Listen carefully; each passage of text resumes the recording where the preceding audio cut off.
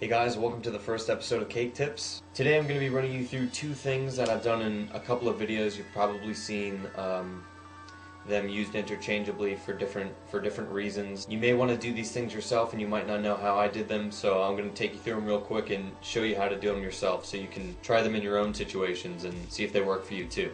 Alright, so let's get started. Alright, so basically this first thing is the under ladder trick that I do a lot. To fly up on top of the, turn my volume off here, to fly up on top of this first light here.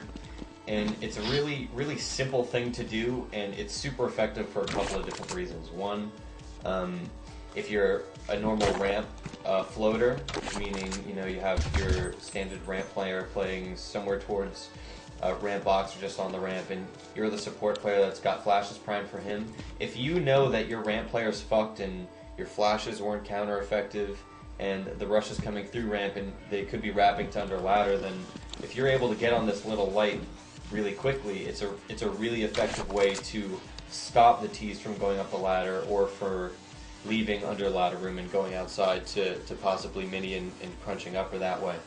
So it's a really effective way to do for that reason. Also, if you're a ramp support player and the tees are doing an outside rush to wrap to under ladder, that's a fantastic position to play on to stop the tees from going under ladder to top rafter if they had rushed from outside. So how do you do it? Basically all you do is you're going to hold your forward and left strafe key. So for me I use standard WASD for my strafe keys. You're going to hold W and A as you're going up to the ladder, and really this is more about where your mouse is and where you're directing your crosshair. So I'll try to put this in slow motion afterwards, but basically all you do is you hold forward and left strafe as you're running up towards the ladder. You hold it as you start going up the ladder. You hold forward and left strafe until you've reached the point where you're airborne. So once you've left the ladder completely and your body's no longer touching the ladder, all you do is you switch from holding the left strafe and the forward strafe to now holding the right strafe and the forward strafe. So you're never using backwards, you're never using jump, and you're only using crouch towards the end, which I'll get to in a second once we've reached the light. So basically you're holding forward, holding left, you're on the ladder, you're airborne, then once you're airborne, you're holding forward and right strafe. And once you switch from left to right strafe, you want to kind of, not sharply, not too jaggedly, just kind of gradually move your mouse to the right to compensate for now strafing right and needing to aim towards that top of the light, because you only have a little bit of room to land on. I'd say maybe 15 or 20 units is what your landing zone is pretty much. So again, it looks just like that. It's pretty simple. It's really hard to get down at first when you're new to this kind of a trick, especially if you're not too into the movement kind of aspect of Counter-Strike. It might be difficult to master, but once you've got it down, you've opened up a whole new realm of possibilities for stopping a rush, and also just for being gay. I mean, if you just want to be that faggot that goes on that light and gay some guy that thinks ramp is clear and he walks through it under ladder, by all means do it. I mean, that's half the battle, the psychological battle of CS.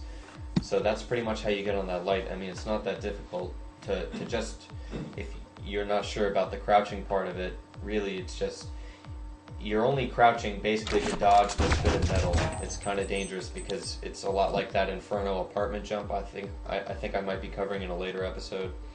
But you need to watch the height of your head, and you do that by reducing your size and crouching. So not too difficult. So that's pretty much it. It's a pretty simple thing. Okay, so this other thing I wanted to show you guys is the little apartment ninja thing I did. I forget which video it's in. It was a very quick appearance that I even did this, but I got a lot of messages about it and I saw a lot of comments talking about it, and it was basically when I hid in this corner right here. I've actually played a couple of people that have seen that video and have used this against me, and it was highly effective. It definitely pissed me off. I mean, it was one of my own things that I kind of employed, and I got fucked by it. To be fair, I'm not exactly sure where I got this strat, but basically what you do is you're able to hide in this corner pretty effectively by holding any kind of nade out and putting your crosshair somewhere between the top and bottom of this. It's kind of a minute change from the top point to the bottom point of this little 3-man stack area. But if you place it somewhere between those 2 points, you're pretty much good to go. And basically what's happening, once I can get the HLTV to correspond with my listen server, I'll be able to more easily show you what's going on. But basically what's happening is my model has a grenade out and crouching, and because you're looking a little bit up, the arm gets kind of cocked back into the doorway here. So it's very difficult for a T who's entering from apartments or who's exiting towards balcony to see a player who's in this corner, because you literally have to be like around this area and you have to be looking to the right. Now the only reason that this is kind of a sketchy thing to do is because two things. One, if a lot of people start using it, it's a very easy spam. I mean, this wall is pretty brittle. This wall is pretty brittle, excuse me, and it can be an easy thing to check. But I mean, right now there's not a lot of people using this or checking for that, so it's a great time to use it. But the real concern is a lot of counter-terrorist players will stand here in the doorway to try to stop a rush, or even on top of the railing. And what that leads a lot of T's to do is, after they flash for Big Pit and flash Moto or whatever, is they're not going to just jump for light post anymore. They're also going to be looking to the right to see if there's a CT in that standard defensive position. So what that does is it kind of exposes you more to the possibility of being seen in this corner. But again, I think I found it as a highly effective way. Not as much in competitive play. This is a bit more of just a gay thing you can do to fuck with people. But what you do is you just sit in the corner, you take your nade out. The nade is very important, or else your arm won't be positioned in the correct way. You'll be completely visible even with a pistol out, or your knife. Your left hand will be much more exposed than if you had a nade out. So you just want to take a nade out, look in this general direction, and you can just sit here. You can cock it if you want. I mean, one of the things you can do with this is once a T walks out, you can just kind of throw the nade at yourself, give it a stab, and let the nade do the work if you wanted to do that as well. So that's kind of an extension of the gayness if you wanted to do so.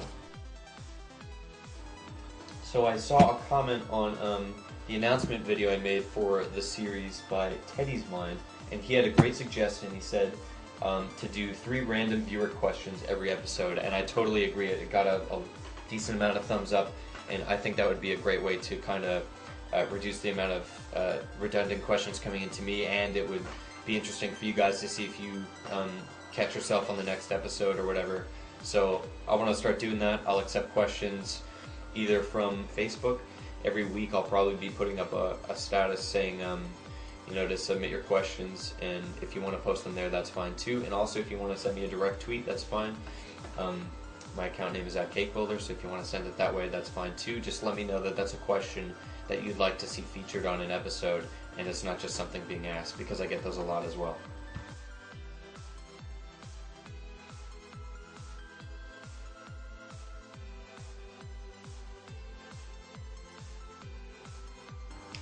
So that does it for this episode. I mean, this is a little bit longer than I had anticipated to make it. I'm gonna make them a little bit shorter in the future, a little bit more clear, but I figured for the first episode I'd just kind of go over some things that I have gotten a lot of questions about, things that you've seen me do before that you just need to know how to do. And I just wanted to give a little bit more depth so that, be fair and you can get a little bit more out of the video.